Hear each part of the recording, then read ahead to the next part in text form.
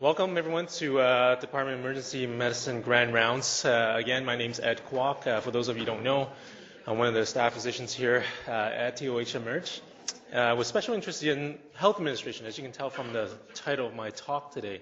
I've titled it Lean Mean P4R Machine. Okay, so P4R, for those of you who don't know, stands for pay for results or pay for performance, depending on who you ask. It's a little different than your usual clinical topic that we see in Grand Rounds. And before you start snoring or fading away, I would argue that this probably has a greater impact on your daily practice than anything else I can teach you about aortic dissection or PEs. Like it or not, I think we all know the reality is administrative processes like ED pay for performance are here to stay. Where's our IT guy? I don't know what to do. Chief Resident, is there a number for the IT guy who's going to come back? Yeah, Warren, do you mind finding that guy for me? Yeah. I think his cables are off there. Okay.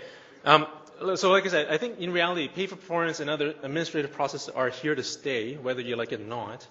And along the theme of this whole paying for performance, I got $20 here. Okay. For anyone, or actually the person who pays the most attention and stay awake the longest for this talk. Okay? It's a little social experience. We'll see how this goes. I hope they fix the screen soon.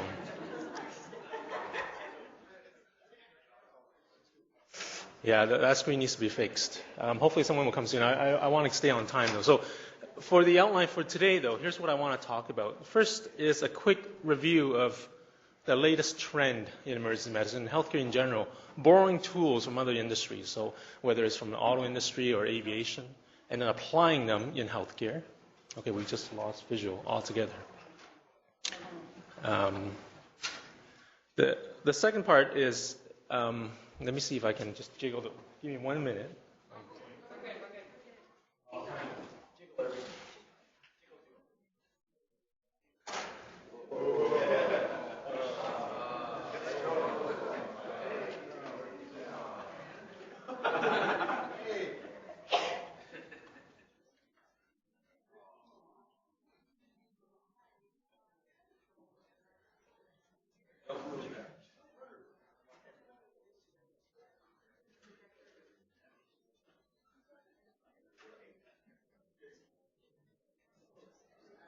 Who wants to stand here? I give you $20.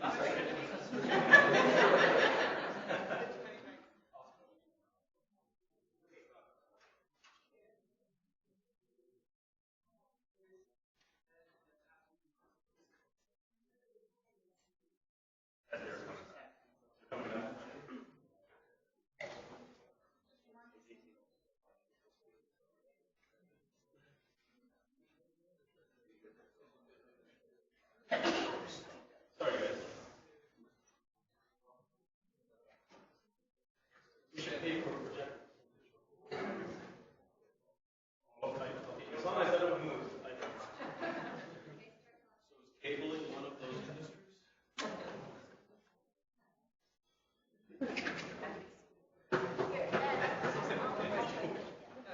It's okay.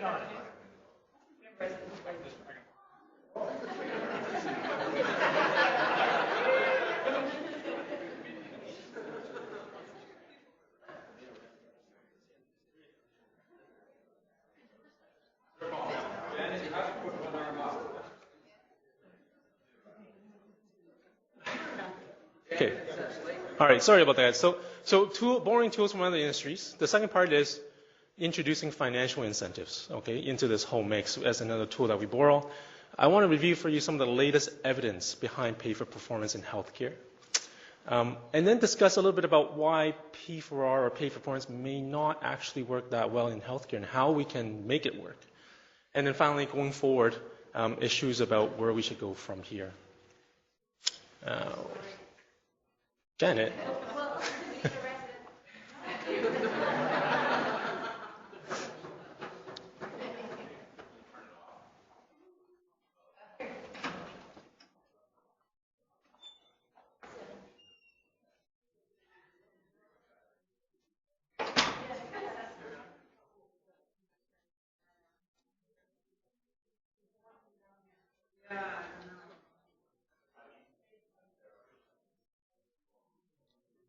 Okay.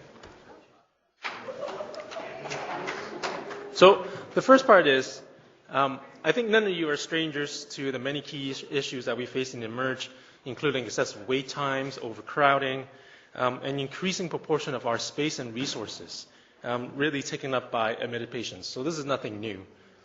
But emergency medicine and healthcare in general has been adopting a lot of tools from other industries, because we're not the only ones that are facing increasing demand for limited resources. So we thought we were really smart, and let's borrow some tools from auto industry and aviation. Anybody know who this guy might be? Now, here's a hint. He is Asian, but we're not related. Okay. Yeah, and I know the names up there. Very smart guys. So he's actually widely recognized as the guy who started the whole Toyota lean process. Okay, so he's really the one who introduced one of the many key concepts underlying the whole lean management principle, how to eliminate waste from the manufacturing process. He's kind of the grandfather of lean, actually, you ask Toyota employees. Now, lean is an example of one of these tools that healthcare has really borrowed heavily, very quickly in recent years, in a very short period of time. And it is now actually a very core piece of the ED wait time strategy. Now, the underlying principles for lean is very simple. Okay, so you can summarize it by two main points or two main objectives. The first one is the patient or the customer becomes the center of our universe. Okay, so it doesn't matter what you think. We're moving away from the paternalistic view of medicine. Now, patients become the center of our universe, and whether they're satisfied becomes a major outcome in and of itself. Now, there could be some argument about whether that's a good metric or not, but that's really become a driving force behind a lot of the initiatives across the country. The second core principle is really squeeze as much efficiency as possible out of what you have right now. Okay? So those are the two key principles in lean, and you've already experienced this during your PIP process that you've been seeing happening around you. Now, this all sounds pretty reasonable, but the question is, does it work?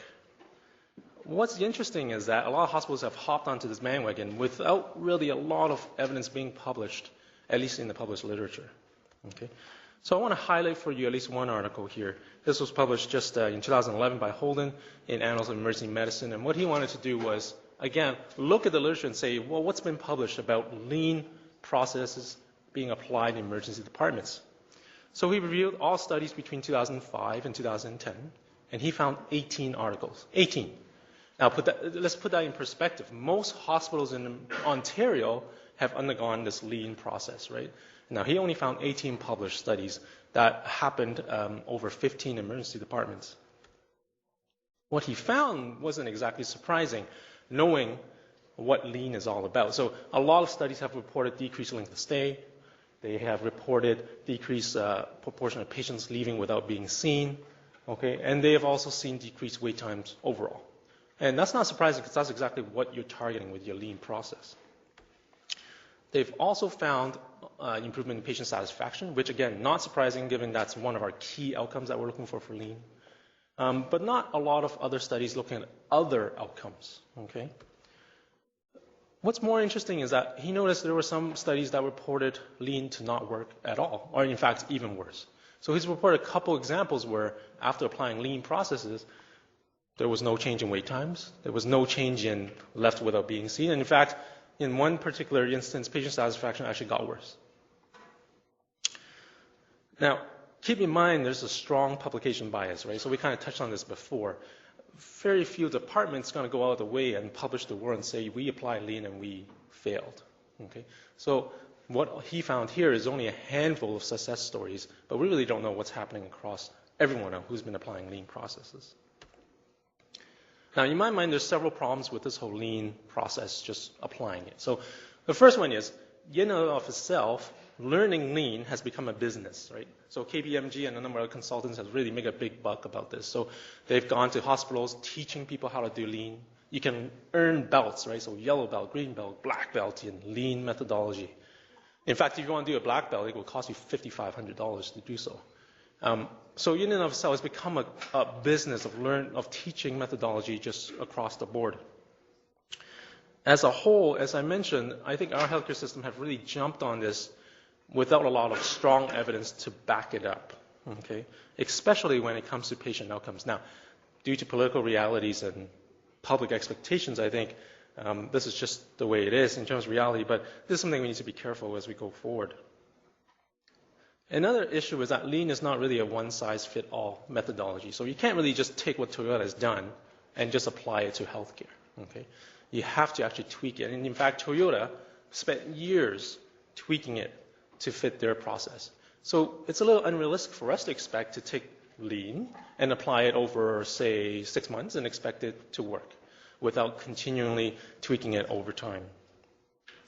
And finally, lean in and of itself really has no accountability, right? So what's been happening in the past is we teach people how to do lean, go ahead, make things better. If you make things better, great. If you don't, well, at least you tried. So there was no actual linkage to accountability. So in order to bridge that gap, healthcare has now latched onto another tool, right?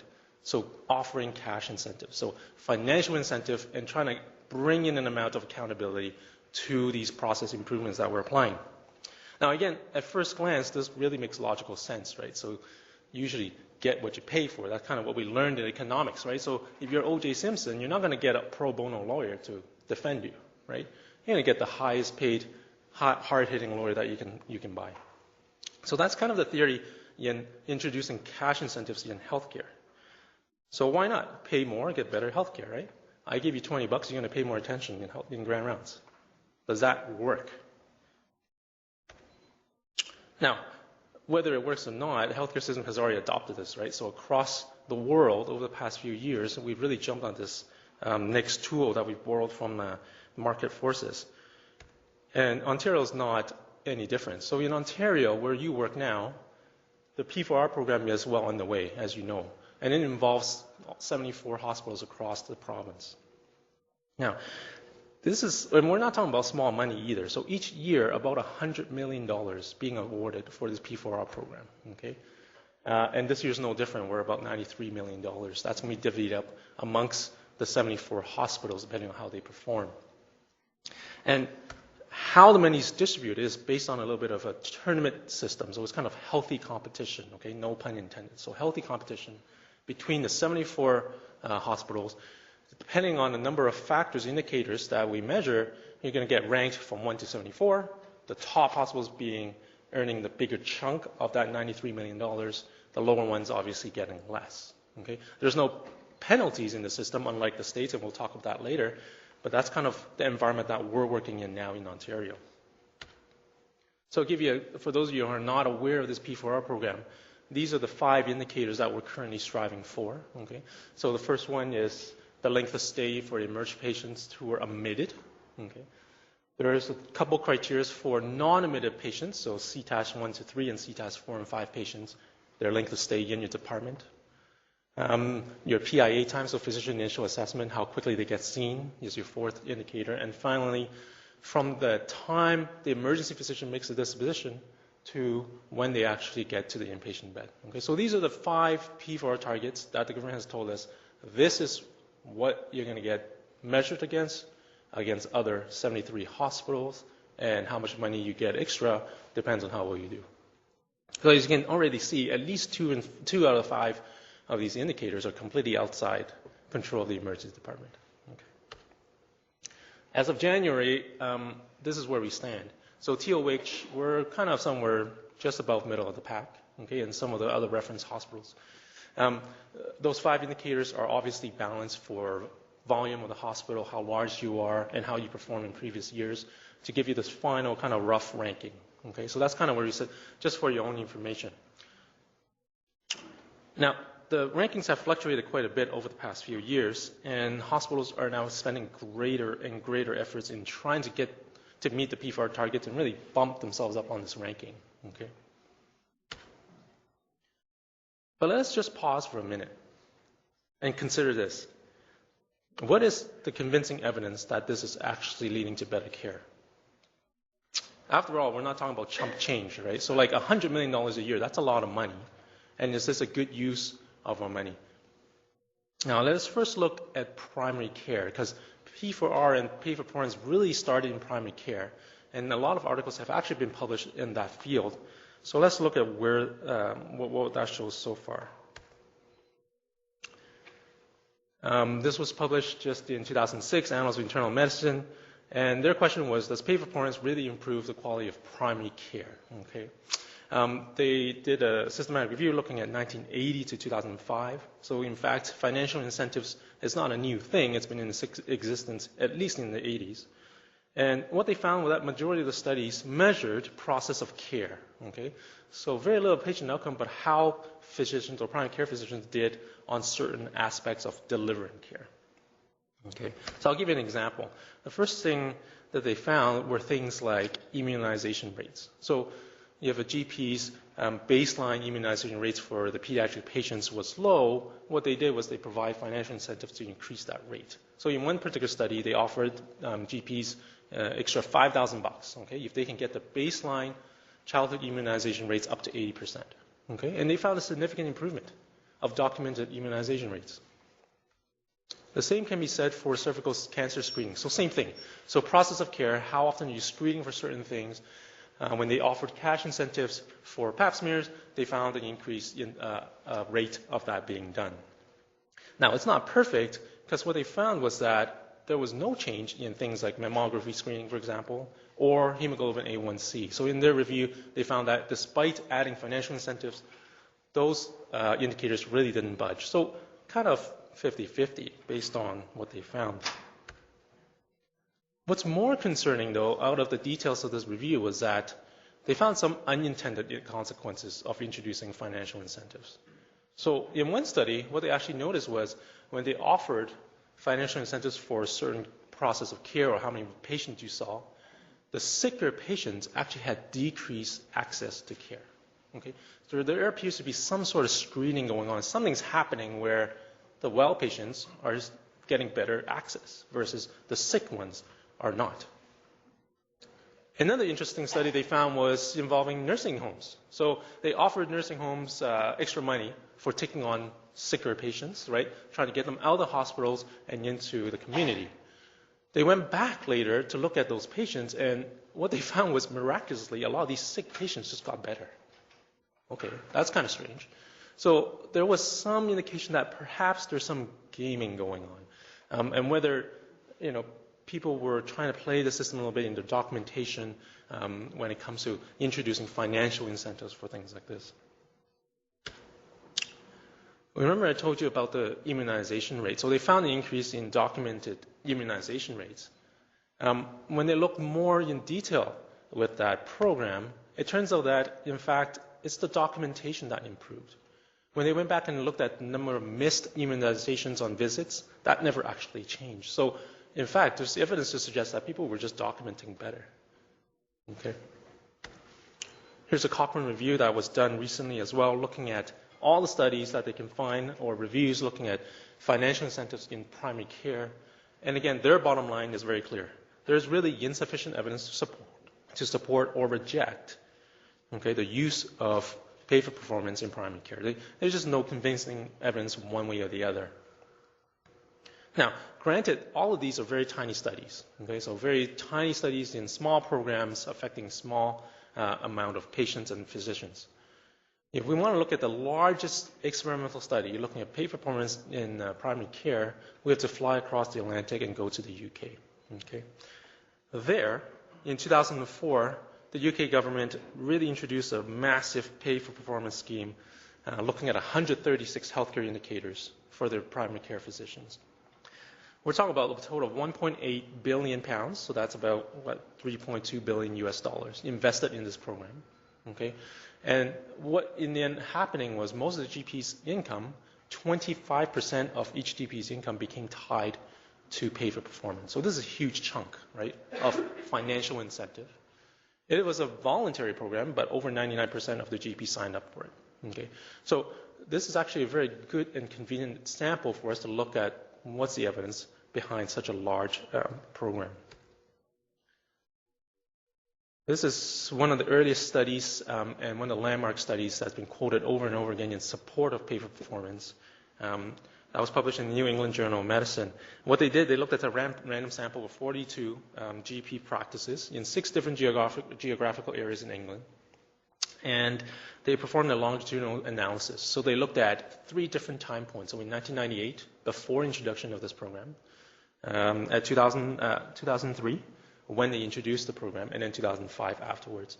And they wanted to see performance indicators for 3 different conditions. So coronary artery disease, congestive heart failure, and diabetes.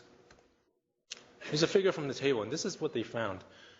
They saw that, in general, performance and quality improved over time, even before introduction of financial incentives. But right after they introduced it, they saw a massive jump.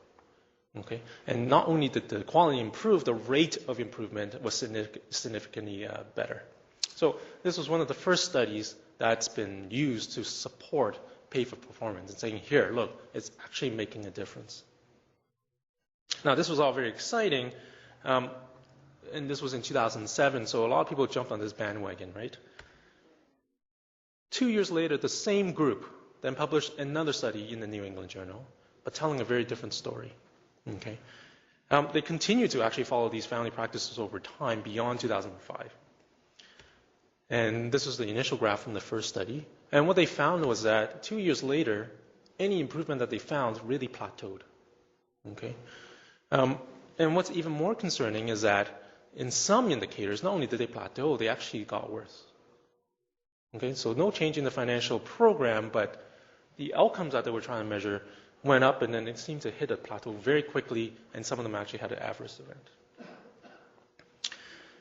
Now, even the authors themselves, who initially 2 years ago were very enthusiastic about this, cautioned that, well, perhaps there's some sustainability issue with pay for performance, the way it's set up at that time.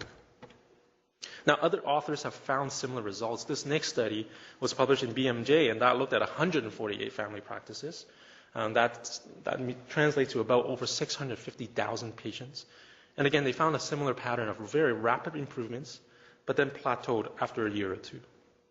And even more concerning in that particular study, what they found was that quality measures that were not linked to financial incentives, they took a hit. So it seems like you made rapid improvement in the ones that you're paying for at the sacrifice of potentially other indicators that's not being measured. Now, various authors have continued to examine data from the UK experience, okay, and even up till now, and the flow of evidence have been conflicting still.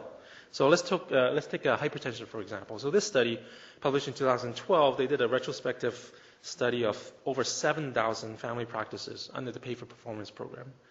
And their conclusion was that, yes, there was indeed improvement even beyond 2 years of meeting hypertension targets. Okay. However, at the same time, around the same time, a higher quality study in BMJ came to a different conclusion. Okay. They looked at over 470,000 patients and found that improvements in hypertension targets were already improving way before the introduction of financial incentives. And in fact, when you add in the pay for performance, there was no change in the rate of that improvement. So the data on the effect of pay for performance in primary care is spotty at best, right? But how about the acute care setting where we work? So in the emergency department and hospitals, how does that work? And for that, we're going to fly back across the Atlantic to the United States, okay, where they perform their own massive pay for performance experiment. Okay.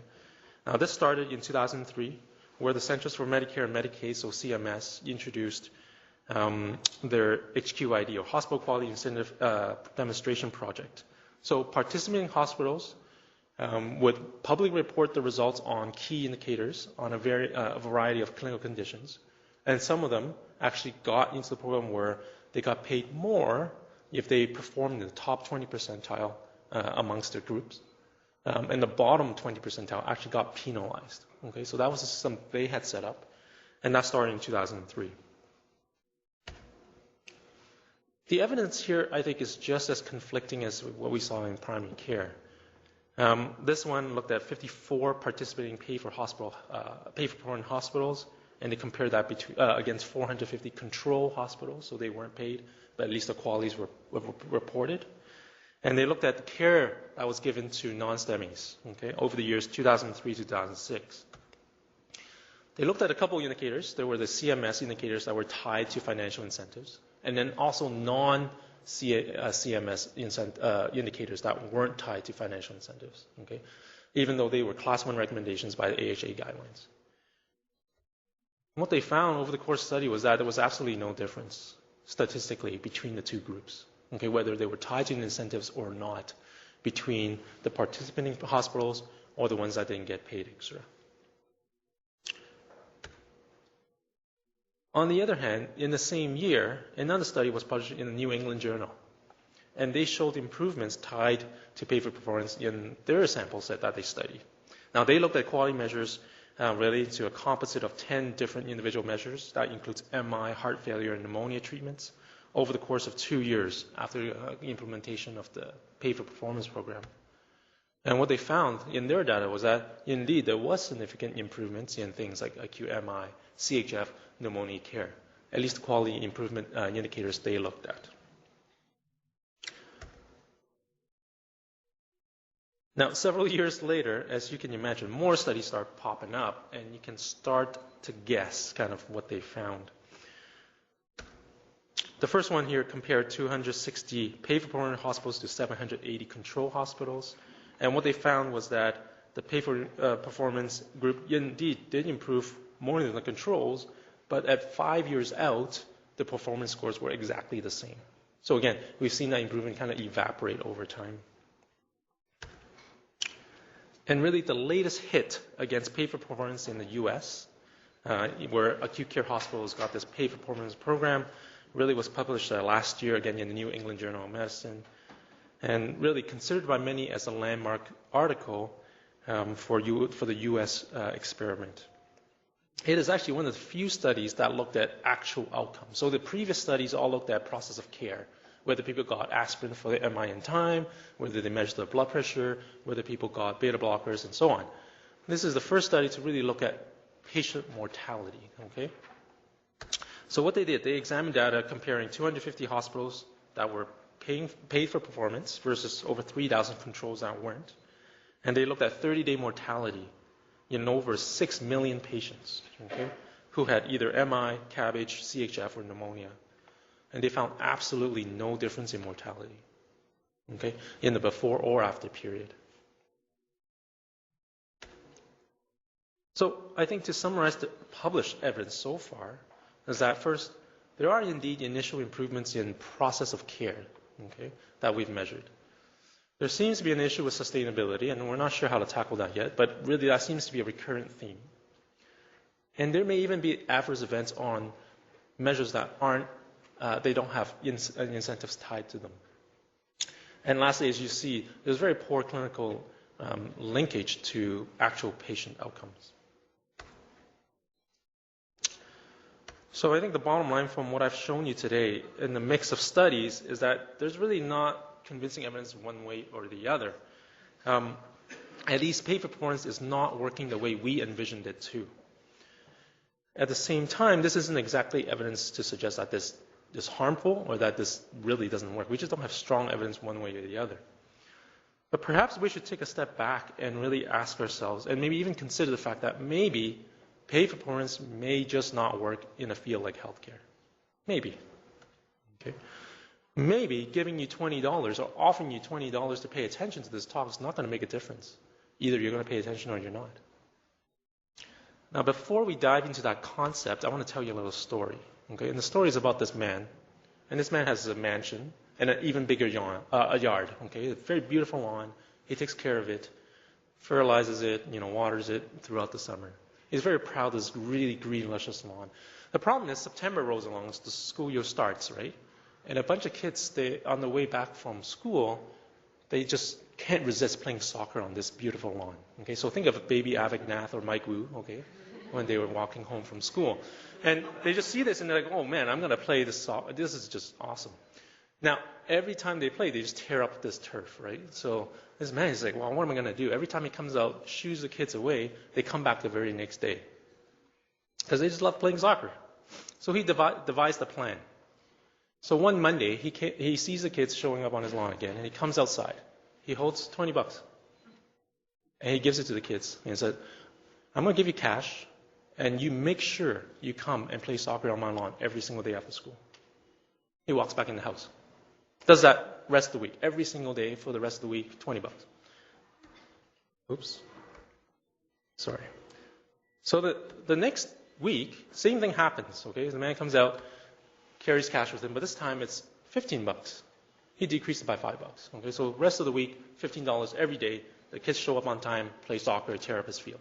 This continued every week after week, but he decreases the money he gives by $5 every week until the 5th week. The kids show up, the man's not there. What do you think happened? The kids said, screw it, I'm not playing anymore. Okay?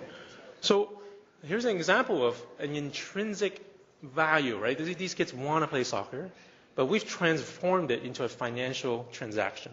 Okay? That's dictated by how much money they got. So keep that in mind. So let's talk about pay for performance in healthcare. And to understand that better, we got to understand the underlying theme of why we think this works. It's based on very simple assumptions. The first one is that you're lazy. Okay? Okay, lazy is a strong word, but maybe you're not working at your maximum efficiency. You're just laying back. You have a lot of extra room to push. All right? The second assumption is that even if you are lazy, your pure motivation is money. Okay, and we're going to get you to that maximum efficiency by giving you money. Now, I see some people kind of laughing, shaking their heads, and intrinsically, we feel there's something wrong about that assumption. And you're probably right. A lot of studies have looked at patient safety and quality, and you know, the poor quality healthcare that's provided usually is linked to things like physician exhaustion, inadequate resources, overwhelming demand. Very few studies quote in the conclusion as not trying hard enough. Okay. Some of you might know this guy, Dan Ariely. I really like him. He's written a number of books. Author of books like Predictably Irrational. You guys may have heard of that one. He's one of the leading authors in behavioral economics, okay, which is the study of how humans behave in the face of economic interactions. Okay. Now, he himself has a huge interest in how that applies in healthcare. He was actually a victim of a 70% total body surface burn in an accidental fire and spent a long time as a patient.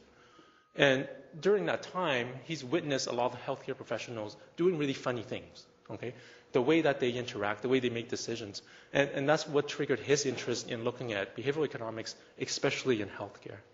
And he's one of the leading authors to really come out and say, you know what, guys, maybe giving cash in healthcare is the wrong way to go. Traditional economic theory says this: the more money you give, the higher performance you expect back. Okay, so in this graph, simple graphic linear relationship. Okay, so that's traditional economics in terms of financial incentives. Now, most jobs are not purely dictated by money, right? So a lot of people take pride in what they do. They like what they do. They like to see positive results. So there's what we call intrinsic motivation, and that's shown in the dotted line there. So, but traditional theory says that, well, that's fine. If we add money on top of that, they're just additive. And as you increase the money, you're just going to increase your performance on top of your underlying intrinsic motivation. There's a lot of interesting study, actually, in behavioral economics to suggest maybe that's not always the case. Now, I have 2 young kids. They're both, one just turned 2. So going to daycare is a very regular occurrence, and I'm sure some of you have experienced that. And for those who know, there's an issue with parents always showing up late, picking up the kids late, right? And the daycare centers really hate that. So a common policy is to introduce fines. So you penalize the parents for coming late, right? So I want to show you an interesting RCT that happened in Israeli daycare. This was actually a randomized control trial looking at daycare centers penalizing parents coming late to daycare. Okay, so there was a baseline rate of people coming late all the time picking up daycares, and half the group said, you know what, we're going to introduce a certain amount of fine. And what they found was that not only did that not deter parents to come late, the rates of coming late actually increased. Okay, so parents, instead of having a moral obligation to pick up the kids on time, now said, you know what, an extra $5. You know what, I'll just come pick up my kid later and I'll pay the fine. So that's a very interesting study. And to translate that into our graphic, really what the theory behind this is what we call crowding out. So when you introduce financial incentives, it crowds out your intrinsic motivation, okay? So on the left side, for something that never had financial incentive in the first place, when you introduce that money, you actually push the performance overall down, okay? And that goes the same for high intrinsic and highly paid fields like healthcare, okay? On the other end of the spectrum, you already have a high intrinsic motivation. Your pay is not chump change. Introducing more incentives may have a crowding out phenomenon. Now, the theory actually makes a lot of logical sense when you think about it. But the holy grail is really looking at how to prove it. And that's looking at randomized controlled trials. Now, we don't have randomized controlled trials of this experiment in healthcare yet. And there's a good chance we may never have. But there are RCTs in other fields that are quite similar to healthcare, where there's high intrinsic value, high intrinsic motivation, where they want the best for either the customers. Anybody can think of a field that's similar to healthcare? No. Fast food. Okay, maybe. I was thinking more along education, teachers. So, nice try, Chris. Yeah. So teachers arguably has the same kind of environment as healthcare, right? They don't go in, become teachers wanting to be millionaires. They want what's best for their students. They want to see the students succeed, much like how we want our patients to do well. I want to show you this one. This is an RCT done in Nashville school system, 2006 to 2009, so over 3 years. And this was around the time when they introduced standardized national testing for middle-aged mathematics, okay? And they were not doing well.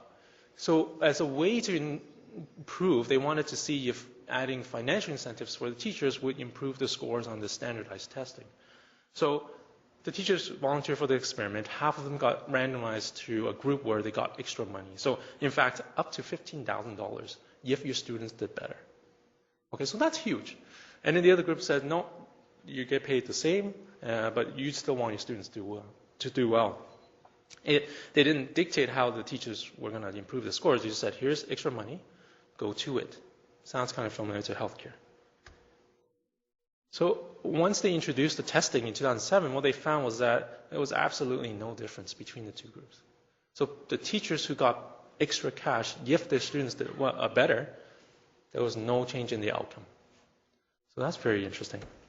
This is another teacher-specific RCT. This was in New York City. This was actually a $75 million worth of RCT. And it involved over 200 high school in New York City. They're dealing with high-needs students, over 20,000 teachers. Okay? And again, they randomized the group into those who got financial incentives to those who didn't, to, again, improve things like attendance, test scores, and so on. They found the same thing. Absolutely no difference in the final outcome. So those are just a few examples of an increasing amount of literature, not in medicine, but in social economics, of why this may not work. And the key points really is summarized on the screen.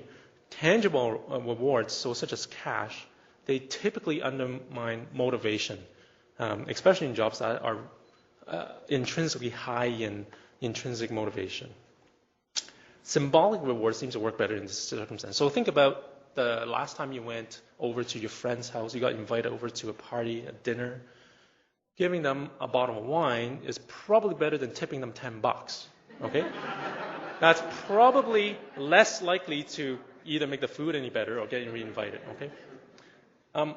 Negative effects of cash rewards are really strongest for complex cognitive tasks, and that's been shown over and over again in social economics.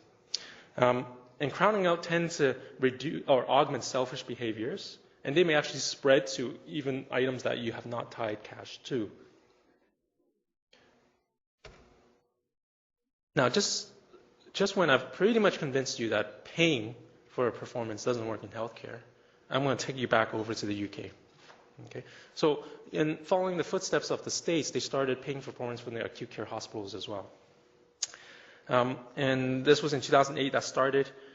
They introduced a pay-for-performance program in all NHS acute hospitals in the Northwest region. and that's an catchment of about 6.8 million people. And here's the latest landmark article that was published in New England just last year. They looked at almost 135,000 patients, and again, looking at 30-day mortality for admitted patients due to MI, CHF, or pneumonia. What they found was actual mortality benefit. Okay, so an absolute rate reduction of 1.3%, and now statistically significant. They translate that to roughly 890 deaths difference between the two groups. So why did this work? Or at least it seemed to work. We don't know. The authors suggest a number of reasons. Number one, just being the region where this was implemented was quite different than the States. So the States was kind of quite a wide geographic region.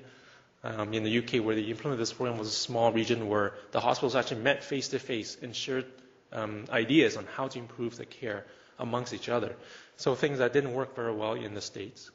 Their cash incentives were twice as much as what they gave in the States, okay, and involved more hospitals that got potential benefit.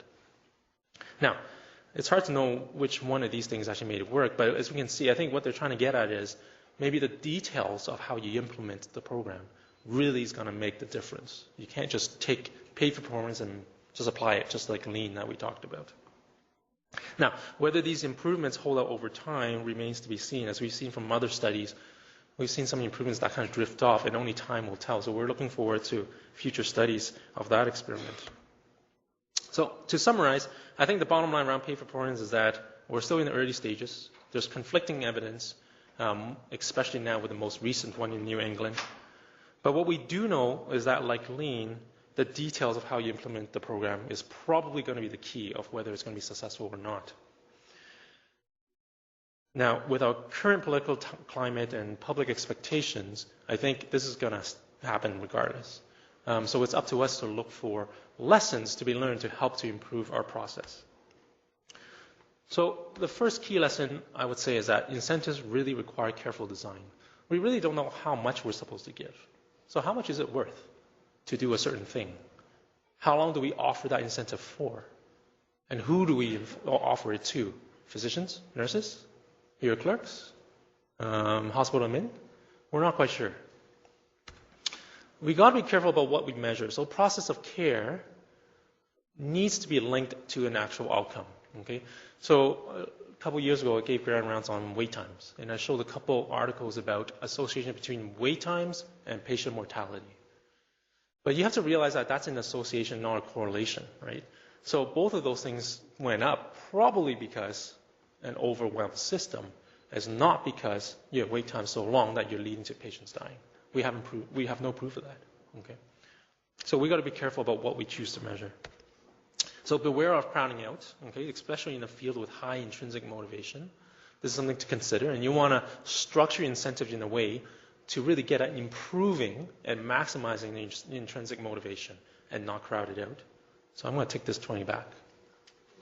I don't want to crowd out your intrinsic motivation.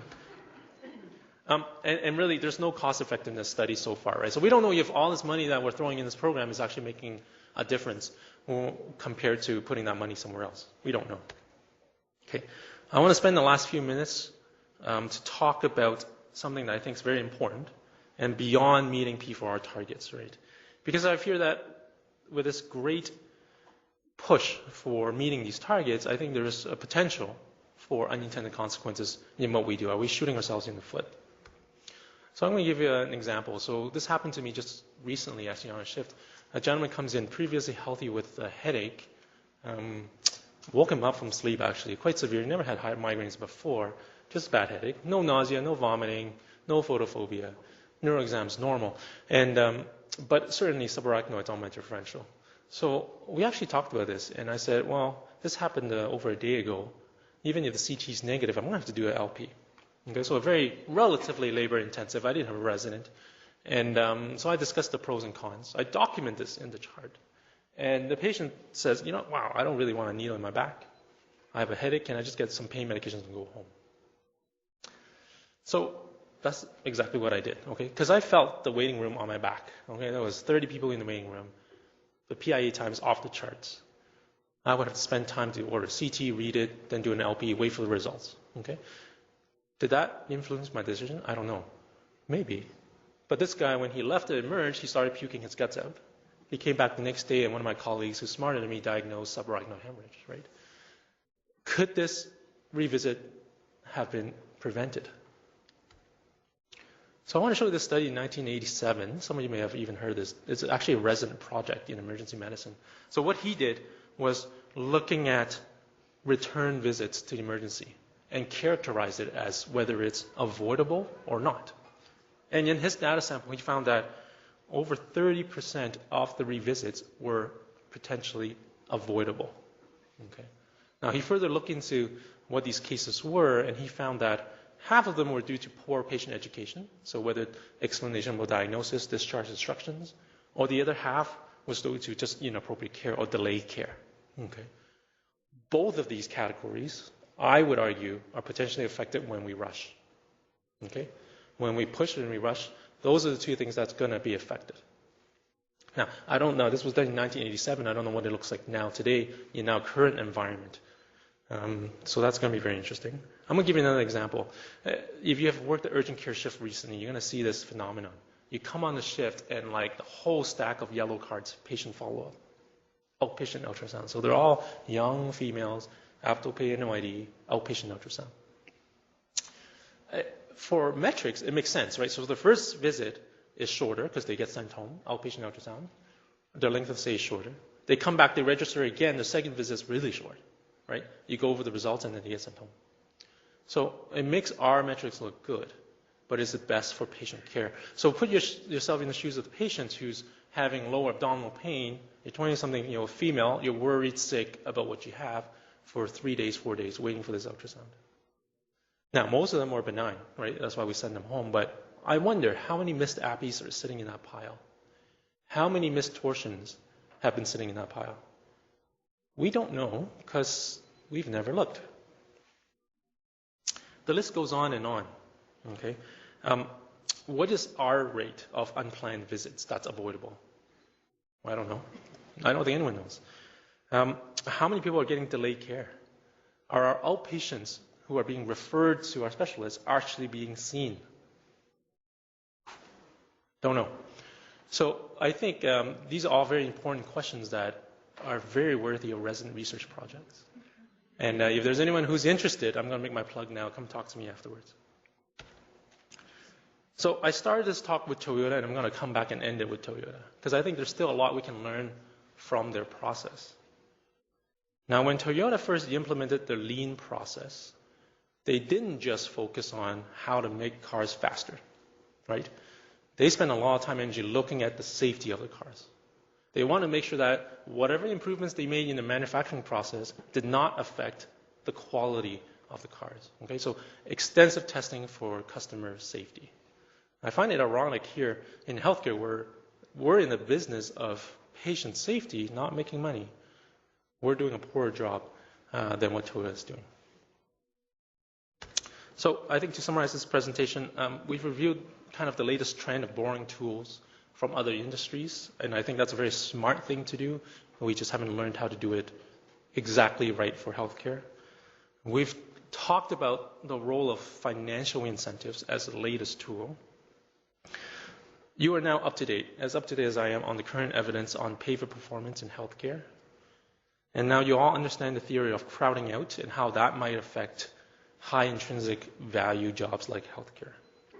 And finally, I think that knowing that P4R is really here to stay, going forward, we will really need to be on the lookout for unintended consequences as we push for faster flow and other processes of care.